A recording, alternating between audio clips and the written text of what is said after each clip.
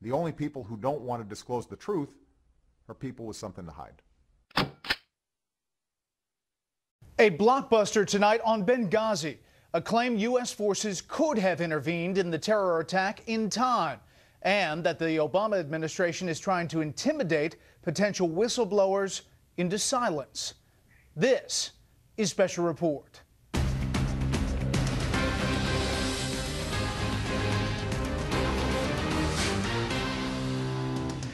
Good evening, I'm Brett Baer. Two major stories tonight on the Benghazi terror attack and what some lawmakers charge is a vast and growing cover-up concerning the assault that left 4 Americans dead, including the U.S. ambassador, on 9/11.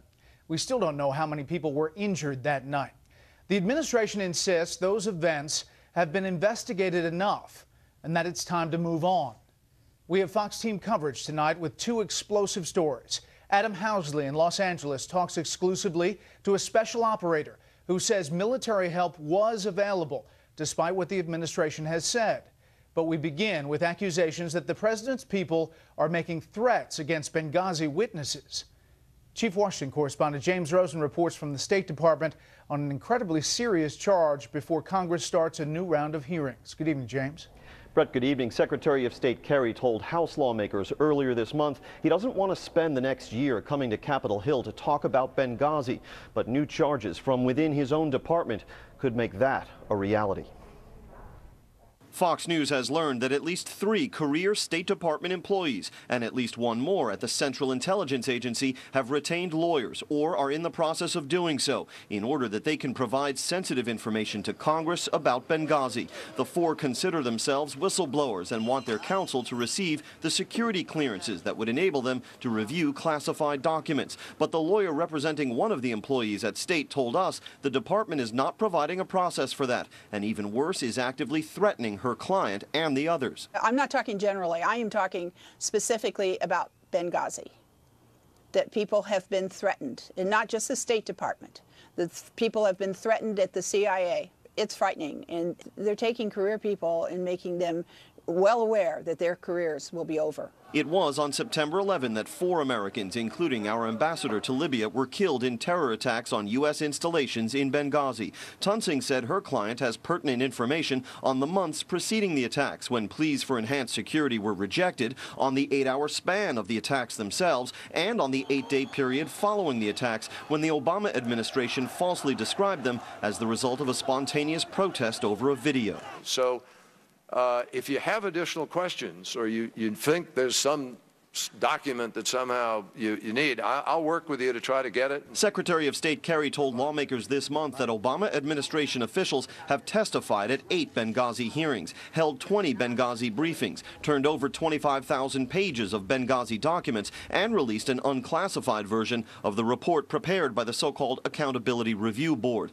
Today, Kerry's spokesman insisted all standard procedures have been followed in terms of cooperation with Congress. I'm not aware of private counsel seeking security clearances or anything to that regard. I'm not aware of whistleblowers one way or another. Congress has its own prerogatives, but we've had a very thorough, independent investigation, which we completed and were transparent and shared, and there are many folks who are, in a political manner, trying to sort of use this for their own political means or ends.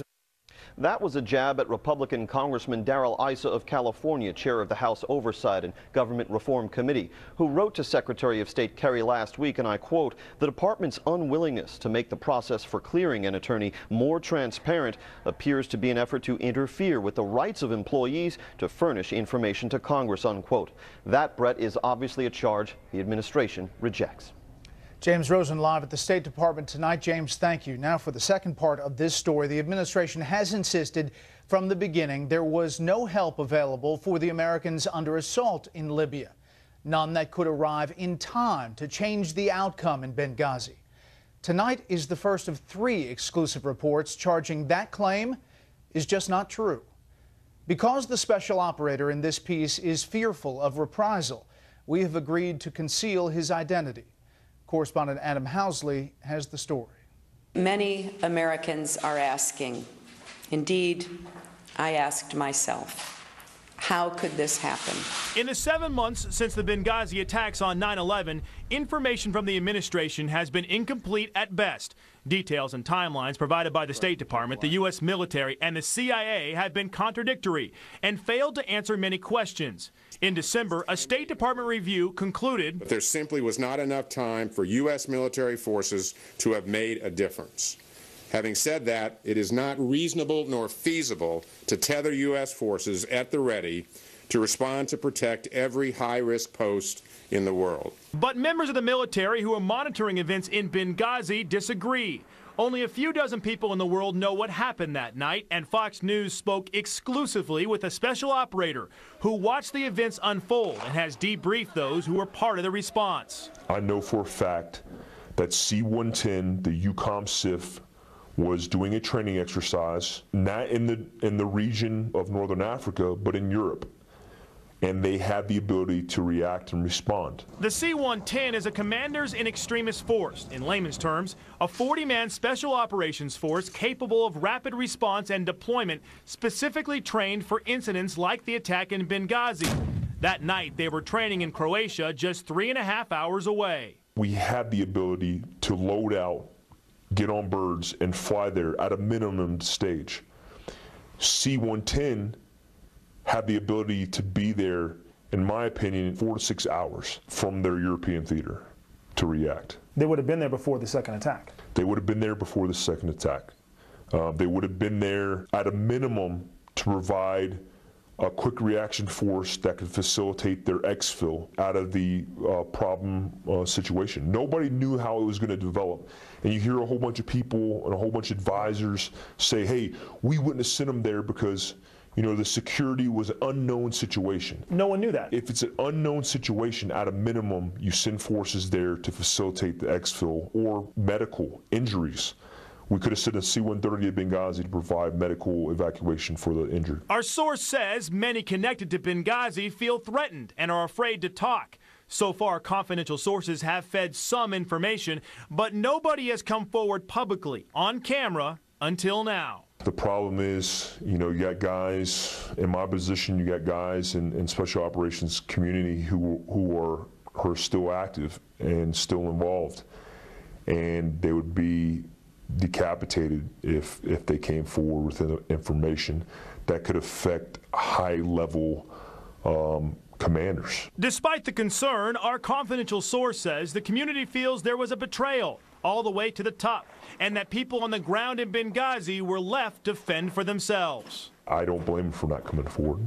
You know, it's something that's risky, especially in our line of profession, to say anything about anything in the realm of politics or that deals with policy. Our source provides insight into how the U.S. government and military reacted from the moment the attack began through the immediate hours after Ambassador Chris Stevens went missing, what they were told to do and what not to do, as Stevens, diplomatic officer Sean Smith, and former Special Operations members Tyrone Woods and Glenn Doherty were killed. There's a lot of responsibility, a lot of onus that needs to be taken up and accounted for.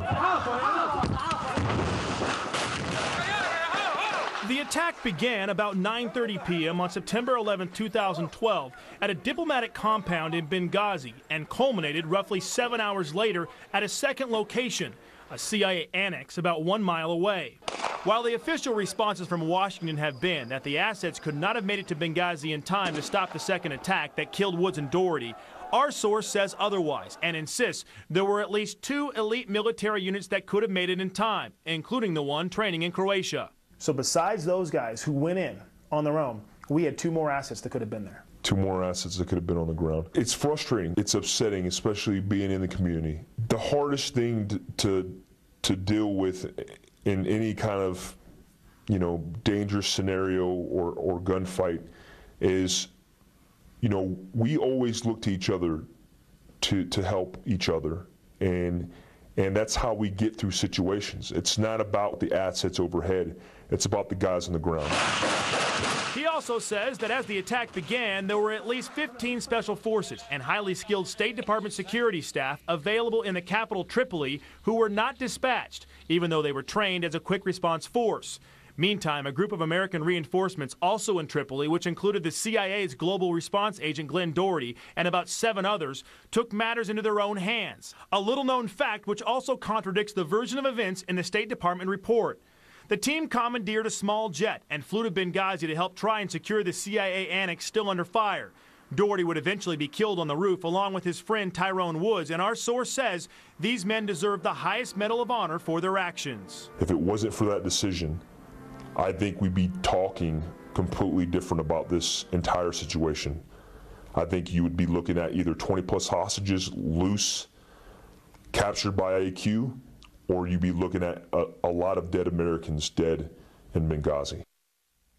We've heard some of these same details from a number of our other sources who have not yet come on camera, also some of our British sources on the ground that night. Brett, tomorrow more of our exclusive interview, including the hunt for those responsible, or the hunt that's lack thereof. Brett? Interesting story, Adam. Thank you. We'll look for part 2 tomorrow. What do you make of our first 2 stories tonight, and what do you think comes next? Let me know on Twitter. You can follow me at Brett Baer. The only people who don't want to disclose the truth are people with something to hide.